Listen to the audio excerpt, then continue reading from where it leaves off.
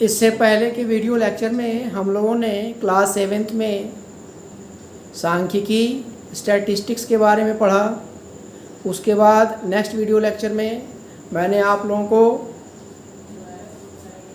Next chapter रेखीय समीकरण से संबंधित कुछ नियम और रूल बताए और उसकी एक्सरसाइज सॉल्व किया गया। आज मैं आप लोगों को इकाई 5 त्रिभुज से संबंधित कुछ फैक्ट हम लोग सीखेंगे, जानकारी हासिल करेंगे त्रिभुज में क्या क्या चीज़ें होती हैं। इससे पहले की कक्षा 6 में यानी क्लास 6 में हम लोग त्रिभुज के बारे में जो हमारी प्राइमरी नॉलेज है, जो हमारा मूल बेसिक नॉलेज है, वो हम जानते हैं कि त्रिभुज क्या होती है। त्रि यानी तीन, भुज यानी भुजा, तीन भुजाओं से घिरी हुई बंद आकृति को हम त्रिभुज कहते हैं। त्रिभुज के 3 अंतःकोण होते हैं, त्रिभुज के 3 शीर्ष बिंदु होते हैं, त्रिभुज की 3 भुजाएं होती हैं और यहाँ त्रिभुज ये निशान त्रिभुज का है, इसे हम त्रिभुज कहेंगे। त्रिभुज के प्रकार, त्रिभुज के प्रकार में हमने भुजाओं के आधार पर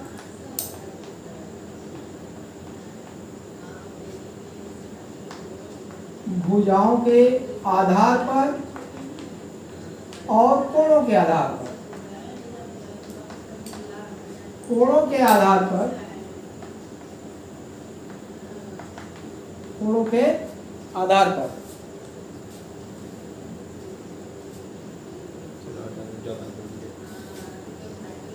त्रिभुज के प्रकार में हम 2 तरह का देख पढ़ेंगे। त्रिभुज के मतलब कि त्रिभुज के प्रकार में भुजा के आधार पर त्रिभुज पहले बोल दो, कोई धीमा बोले वो या वो का ही सीधा बोलेंगे तो दिल पे लग जाएंगे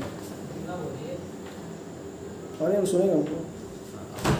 त्रिभुज के आकार से बोलना सुनो स्टार्ट। तो त्रिभुज में हम त्रिभुज के प्रकार में त्रिभुज को दो पार्ट में डिवाइड किया। त्रिभुज के भुजाओं के आधार पर त्रिभुज के कितने प्रकार होते हैं और कोणों के आधार पर। यहाँ पर देखिए भुजाओं के आधार पर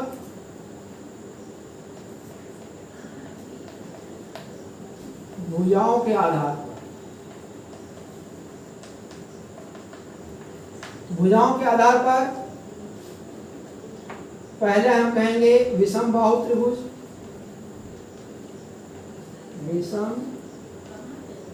विषम बाहु त्रिभुज, और दूसरा हमारा है समबाहु त्रिभुज,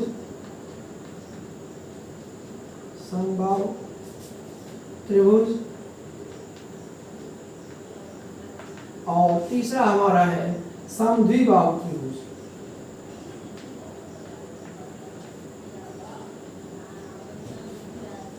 समद्विबाहु त्रिभुज।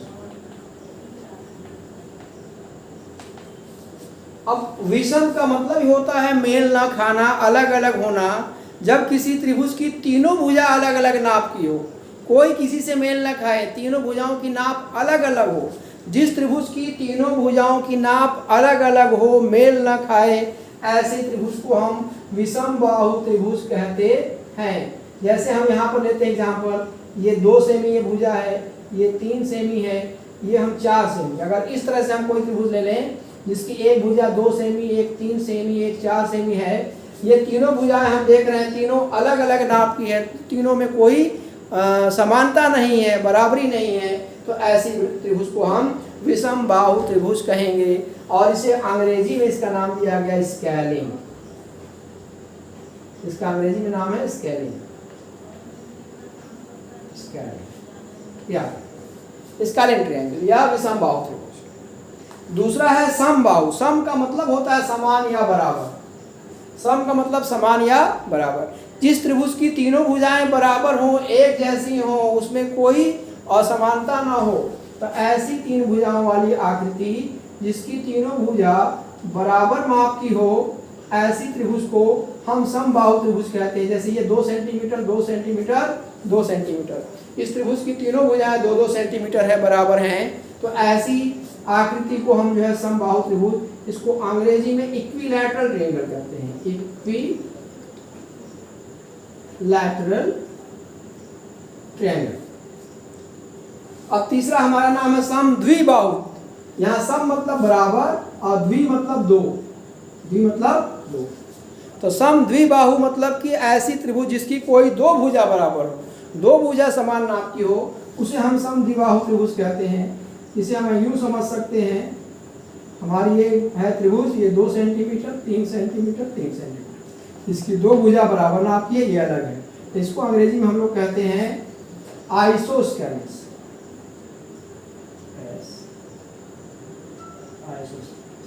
आइसोसेलेस, आइसोसेलेस, आइसोसेलेस, इसको पढ़ेंगे आइसोसेलेस, आइसोसेलेस, यानी इसकी दो जिस त्रिभुज की दो कोई भुजा बराबर। इस तरह से भुजा के आधार पर त्रिभुज को 3 भागों में बांटा गया है। विषमबाहु त्रिभुज, इसकी तीनों भुजाओं अलग अलग नाप की हों। समबाहु त्रिभुज, जिस त्रिभुज की तीनों भुजाएं एक नाप की हों, बराबर बराबर हों। और समद्विबाहु त्रिभुज, जिस त्रिभुज की तीनों कोई दो भुजा बराबर हो, एक अलग हो। अब इसके बाद अगला हेडिंग है हमारा कोण के आधार पर, कि कोण के आधार पर हम त्रिभुज को कितने भागों में बांट सकते हैं। अब हम सीखेंगे कोण के आधार पर। यहां पर कोणों के आधार पर, means on the basis of angle, कोण के आधार पर त्रिभुज को। तो पहला हमारा नाम है, पहले त्रिभुज का नाम है हमारा जो है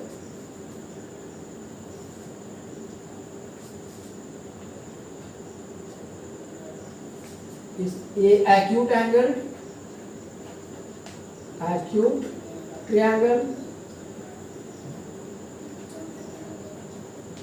इसको हिंदी में कहते हैं न्यून कोण, न्यून कोणीय, न्यून कोणीय। और दूसरे को कहते हैं ऑब्ट्यूज एंगल, ऑब्ट्यूज ट्रायंगल। इसे हिंदी में अधिक कोणीय, अधिक कोणीय त्रिभुज। और तीसरा हमारा राइट ट्रायंगल, राइट ट्रायंगल। इसे हिंदी में समकोणीय त्रिभुज, समकोणीय। यानी कोण के आधार पर त्रिभुज की 3 प्रकार हो गए, न्यून कोणीय, अधिक कोणीय और समकोणीय। न्यून कोणीय त्रिभुज ऐसी त्रिभुज को कहते हैं जिस त्रिभुज के तीनों अंतःकोण 90 डिग्री से कम हो, यानी न्यून कोण हो। यानी अगर से ये हमने एक ऐसे ट्रायंगल बनाया, ये कोण हमने दे दिया ये 30 डिग्री, और इस कोण को हमने दे दिया 70 डिग्री, और इसको हमने दे दिया 80 डिग्री। 30 डिग्री, 70 डिग्री और 80 डिग्री, यानी 30, 70 और 80 डिग्री। ये अगर तीनों कोण इसका माप है, 30 डिग्री भी 90 डिग्री से कम है, 70 डिग्री भी 90 डिग्री से कम है, और 80 डिग्री भी 90 डिग्री से कम है, तो ऐसी त्रिभुज को हम न्यून कोणीय त्रिभुज या एक्यूट एंगल ट्रायंगल कहेंगे। और उसके बाद दूसरा हमारा क्या है, ऑब्ट्यूज एंगल ट्रायंगल या अधिक कोणीय त्रिभुज। यानी ऐसी त्रिभुज जिसका कोई एक कोण, तीनों में से कोई एक कोण अधिक कोण हो, यानी 90 डिग्री से 180 डिग्री के बीच में हो, ऐसी त्रिभुज को हम अधिक कोणीय त्रिभुज कहेंगे। हम इसका यूं बनाते हैं एक फिगर, ये कोण, इस कोण को हमने 120 डिग्री रख दिया, ये कोण हमारा 20 डिग्री है, और ये 40 डिग्री है। इस तरह से ये वाला जो कोण 120 डिग्री है, ये अधिक कोण है, यानी 90 डिग्री से अधिक और 180 डिग्री से कम। अधिक कोण हम जानते हैं ऐसा कोण जिसका मान 90 डिग्री से 180 डिग्री के बीच में हो, उसे हम अधिक कोण कहते हैं। ये त्रिभुज भी हमारी अधिक कोणीय हुई, क्योंकि इसका कोई एक कोण 90 डिग्री से अधिक और 180 डिग्री से कम, यानी 120 डिग्री है। तीसरी हमारी त्रिभुज क्या है, राइट ट्रायंगल, जिसे हम समकोणीय त्रिभुज कहते हैं। इसको ध्यान से समझना है, क्योंकि इस पाठ में इसी त्रिभुज को लिया गया है और अच्छे से इस पे आधारित बाकी सवाल हैं। तो राइट एंगल ट्रायंगल यानी ऐसी त्रिभुज जिसका कोई एक कोण 90 डिग्री का हो, समकोण हो, ऐसी त्रिभुज को हम राइट एंगल ट्रायंगल या समकोण त्रिभुज कहते हैं। ये ध्यान से देखिए, ये हमने ये कोण कितना है 90 डिग्री। कोई एक कोण 90 डिग्री का हो, ऐसी त्रिभुज जिसका कोई एक कोण 90 डिग्री का हो, ऐसे त्रिभुज को हम समकोण त्रिभुज कहते हैं। और ये 90 डिग्री कोण के सामने की ये जो भुजा होती है इसे हिंदी में कर्ण कहते हैं, याद रखना। और 90 डिग्री से नीचे की ओर जो आधार पर ये सीधी रेखा है, ये इसका नाम हमारा आधार है। और ये जो सीधी खड़ी भुजा है इसे हम लंब कहते हैं, ये हमें याद रखना है। इस तरह से किसी समकोणीय त्रिभुज में तीनों भुजाओं का अलग अलग नाम दिया गया है। 90 डिग्री के ठीक सामने वाली जो भुजा है इसे कर्ण, और 90 डिग्री पर जो सीधे खड़ी भुजा है इसे लंब, और जो आधार पर क्षैतिज सीधी है इसे हम आधार कहते हैं। आधार को अंग्रेजी में बेस, लंब को अंग्रेजी में परपेंडिकुलर,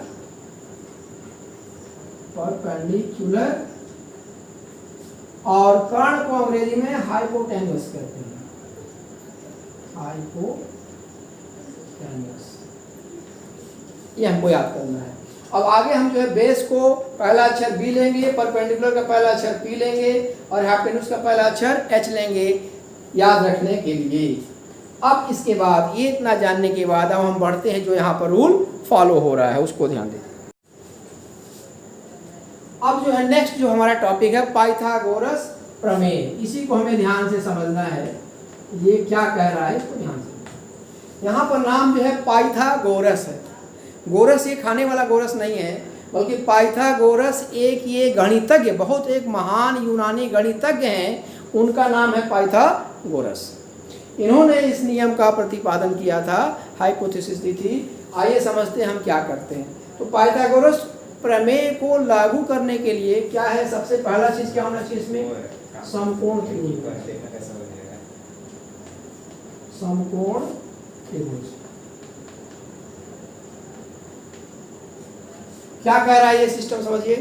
किसी समकोण त्रिभुज में, यानी कोई ऐसी त्रिभुज जिसका कोई एक कोण 90 डिग्री है, किसी समकोण त्रिभुज में 90 डिग्री के सामने वाली जो भुजा यानी कर्ण की लंबाई का वर्ग शेष दो भुजाओं की लंबाई के वर्गों के योगफल के बराबर होता है।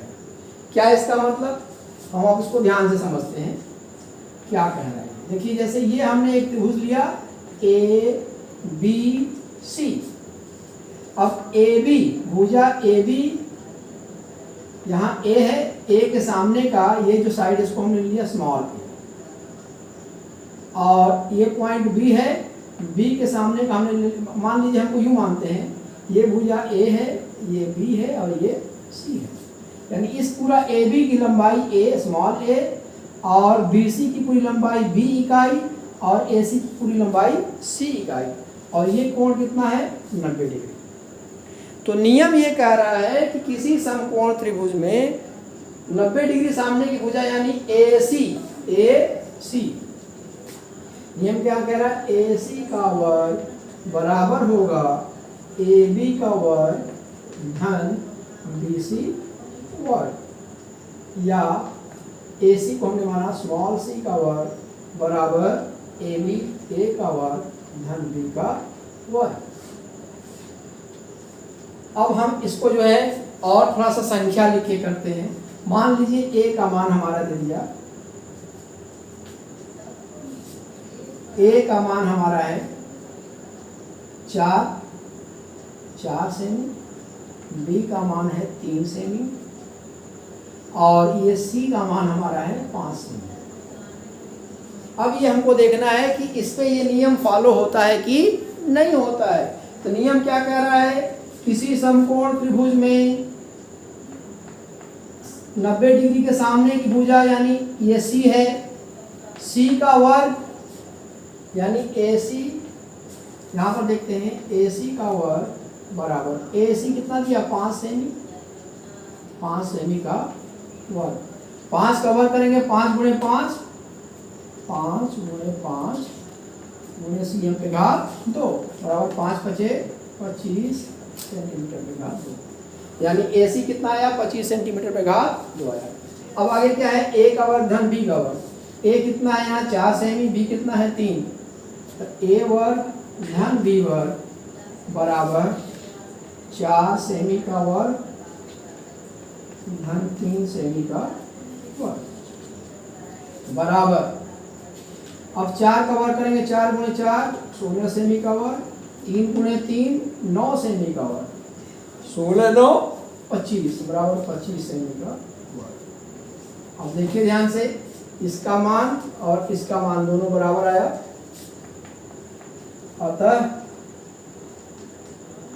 C का वर्ग बराबर A का वर्ग धन, यही हमारा पाइथागोरस प्रमेय है। यानी किसी समकोण त्रिभुज में समकोण के सामने की भुजा, इसको हम कर्ण कहते हैं, कर्ण के यानी भुजा जो कर्ण है उसकी लंबाई का वर्ग आधार और लंब जो बचे हैं उनकी लंबाई के वर्गों के योगफल के बराबर होता है।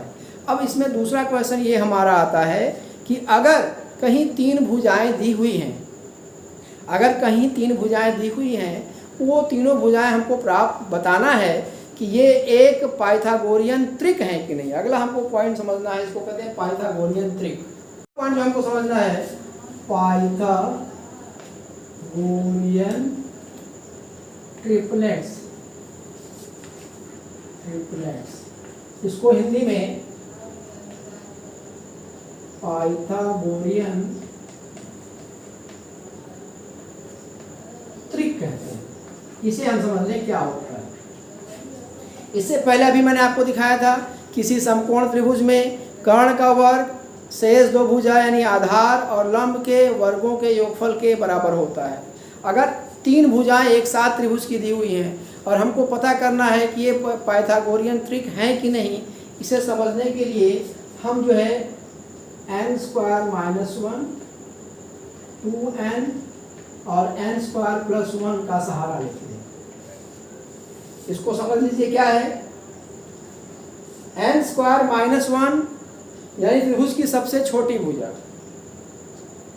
और 2n उससे बड़ी और n² + 1 उससे बड़ी। इसको हम समझते हैं किस तरह से, हमको जैसे हमने 3 भुजाएं ले लिया, मान लीजिए 3 सेमी दिया है, 4 सेमी दिया है और 5 सेमी दिया है। ये त्रिभुज की 3 भुजाएं दी हैं, 3 4 और 5 सेंटीमीटर, और हमको ये पता करना है कि ये पाइथागोरियन त्रिक है कि नहीं, यानी ये ऐसी एक त्रिभुज की भुजाएं हैं जो समकोण हैं। ये हमको बताना है कि ये एक समकोण त्रिभुज की भुजाएं हैं, यानी इसमें जो कर्ण है सबसे बड़ी भुजा होगी और शेष 2 भुजाओं के वर्गों का योगफल इसके बराबर होगा। तो इसके लिए हम जो है, मान लीजिए कोई कहता है, तो इसमें देखिए यहाँ 4 लिखा हुआ, 4 सेंटीमीटर लिखा हुआ, तो इस 4 को हमको, ये जो 2n है 2 गुणे 2 करेंगे तो 4 आ जाएगा, यानी इस 2n की जगह पे क्या दिया है 4, 2 गुणे 2, यानी ये 2 क्या है n का मान है, यानी n का मान कितना है 2, अतः 2n बराबर 2 गुणे 2 बराबर 4, या n बराबर यहाँ कितना दिया है 2। अब हम n² - 1 देख लें कितना होगा, n यानी 2, 2 का वर्ग ऋण 1, 2 दूना 4 ऋण 1 बराबर 3 आ गया, पहला भी सही। फिर हमारा n² + 1, n कितना है 2, 2 का वर्ग धन 1 बराबर 4 धन 1 बराबर 5। क्योंकि इस फार्मूले में ये तीनों फिट बैठ रहे हैं, इसलिए ये तीनों भुजाएं पाइथागोरियन त्रिक हैं, यानी एक समकोण त्रिभुज की 3 भुजाएं हैं जिसमें कर्ण का वर्ग शेष 2 भुजाओं के वर्गों के योगफल के बराबर है। दूसरा एग्जांपल हम देखें पाइथागोरियन त्रिक का, हमने लिया 8, 6 और 10। ये हमको देखना है कि पाइथागोरियन त्रिक है या कि नहीं। यहाँ पर 6 है, इसको हम लिख सकते हैं 2 गुणे 3 6, यानी यहाँ n का मान n बराबर 3 हो गया। तो अब इसके लिए n² - 1 यानी 3 का वर्ग ऋण 1 बराबर 9 ऋण 1 बराबर 8, ये भी आ गया। अब इसके लिए n² + 1 n की वैल्यू 3 है, 3 का वर्ग धन 1 बराबर 9 धन 1 बराबर 10। इस तरह से हमने देखा ये हमारा वैल्यू जो है ये n स्क्वायर माइनस 1 में फिर बैठ रहा है, ये 2n में, ये n स्क्वायर प्लस 1 में। इस तरह से ये तीनों नंबर हमारे पाइथागोरियन त्रिक हैं। यानी इसमें कर्ण हमारा जो है 10, ये हमारा जो है लंब हो गया, ये आधार हो गया, यानी इसका वर्ग इन दोनों के वर्ग के योगफल के बराबर होगा। इस तरह से हम पाइथागोरियन त्रिक को हासिल करते हैं। अब मैं एक किताब का एक क्वेश्चन एक्सरसाइज देखिए 5A, एक्सरसाइज 5A का एक क्वेश्चन मैं कर रहा हूँ, उसको आप ध्यान से देखिए। सवाल नंबर पहला, एक्सरसाइज 5A का सवाल नंबर 1, अभ्यास 5A। पहला सवाल इसका कह रहा है कि दी हुई आकृति में कोण भी समकोण है और भुजा CA की माप होगी। यानी इस तरह से एक आकृति बनी हुई है और यहाँ पर बिंदु A है, यहाँ B है, यहाँ C है, ये AB भुजा दिया हुआ है 6 सेमी, BC भुजा दिया है 8 सेमी, भुजा CA निकालना है। यहाँ हम देख रहे हैं ये कोण क्या है 90 डिग्री है, चूंकि त्रिभुज ABC में कोण B बराबर 90 डिग्री अर्थात त्रिभुज ABC एक समकोण त्रिभुज है, समकोण त्रिभुज है। अतः पाइथागोरस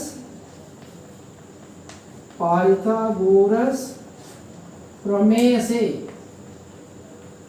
पाइथागोरस प्रमेय क्या कहता है, 90 डिग्री कोण के सामने की भुजा यानी AC, इसका वर्ग शेष दो भुजाओं के वर्गों के योगफल के बराबर होगा। तो हमने यहाँ पर AC का वर्ग बराबर AB वर्ग धन BC वर्ग। भुजा AB कितना दिया है 6 सेमी, इसका वर्ग धन BC 8 सेमी, इसका वर्ग। 6 का वर्ग 6 6 में 36 वर्ग सेमी धन 8 गुणे 8 8 अठे 64 सेमी, 36 बराबर 36 धन 64 सेमी के भाग बराबर 100।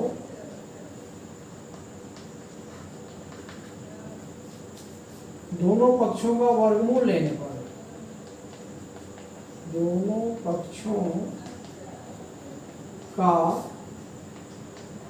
वर्गमूल लेने पर, वर्गमूल कैसे होता है, AC पे घात 2, वर्गमूल मतलब इस पे घात 1/2 से गुणा कर देंगे, बराबर 100 को लिखेंगे 10 पे घात 2, क्या कह रहा है 10 सेमी का होल वर्ग है, इसको गुणा कर देंगे 1/2, वर्गमूल मतलब घात 1/2 बराबर AC पे घात 2 गुणे 1/2 बराबर 10 सेमी पे घात 2 गुणे 1/2 से 2 कर दिया, 2 से यहाँ बचा AC या AC बराबर 10 सेमी उत्तर आएगा। यहाँ घात 1/2 से आप घबराइएगा मत, ये भी निशान किसका है, वर्गमूल का ही है। चाहे आप वर्गमूल जैसे बताया गया वैसे निकाले, चाहे घात 1/2 करके निकाले, आंसर वही आएगा। इस तरह से मैंने एक सवाल यहाँ पर हल किया। अब आप लोगों को करना ये है कि अभ्यास का पूरा सवाल लगा करके, नोट्स वीडियो देखकर समझ करके और स्क्रीनशॉट करके भेजें।